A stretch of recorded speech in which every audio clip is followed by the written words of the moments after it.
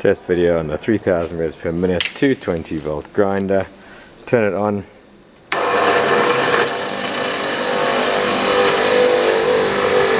Running. Even if you run for a while, it doesn't get hot. I've been running it for a few minutes now.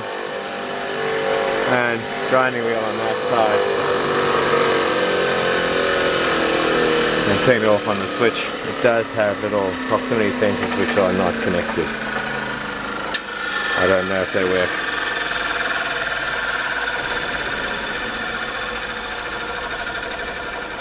And that is down to nothing again. A little bit of a noise on startup and shutdown.